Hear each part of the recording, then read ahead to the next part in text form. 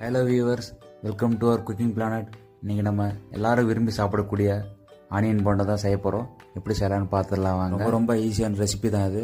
அதுக்கு 2 வெங்காயத்தை எடுத்துக்கலாம். இப்போ அந்த 2 வெங்காயத்தை நீல வாக்கில் வெட்டி அதில் 2 ஸ்பூன் உப்பு போட்டு இந்த மாதிரி உதிரியாக வரா மாதிரி பிசைஞ்சிக்கலாம்.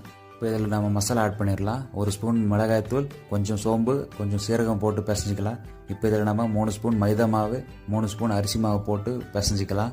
பிசையும் போது கொஞ்சமாக தண்ணி ஊற்றி போண்டா பாத்திரத்துக்கு நம்ம பிசைஞ்சிக்கலாம். இதில் 1 ஸ்பூன் இஞ்சி பூண்டு பேஸ்ட்டு, கட் பண்ணி வச்சுருக்கிற பச்சை மிளகாய், கொஞ்சமாக கருவேப்பிலை கொத்தமல்லி போட்டுக்கலாம். இப்போ நம்ம வெயிட் பண்ண தேவையில்ல, டைரெக்டாக நம்ம சுட்டு எடுத்துடலாம். காஞ்சிருச்சு. இப்போ ஸ்டவ்வை சிம்மில் வச்சுட்டு போண்டா நம்ம சுட்டுடலாம். போண்டா சுடும் போது இந்த மாதிரி ஒன்று ஒட்டாத அளவுக்கு பார்த்துக்கணும். இந்த மாதிரி கலர் வந்ததும் எண்ணெயிலேருந்து எடுத்துடலாம். இப்போ மிச்சம் இருக்கிறதையும் சுட்டு எடுத்துடலாம். அவங்க ஸ்டவ் நம்ம எதுக்காக சிம்மில் வைக்கிறோன்னா அப்போ தான் நல்லா வேகும். இல்லைனா வெளியே வந்த மாதிரி இருக்கும், உள்ளே நல்லா வேகாமல் அப்படியே பச்சையாக இருக்கும். பாருங்கள் எவ்வளோ அருமையாக வந்திருக்கு. இந்த போண்டாவை சின்ன பசங்கள்லேருந்து பெரியவங்க வரைக்கும் எல்லோரும் நல்லா விரும்பி சாப்பிடுவாங்க. நல்லா ஈவினிங் ஸ்நாக்ஸாக எல்லாருக்கும் செஞ்சு கொடுக்கலாம். பாருங்கள் எவ்வளோ அருமையாக இருக்குன்னு.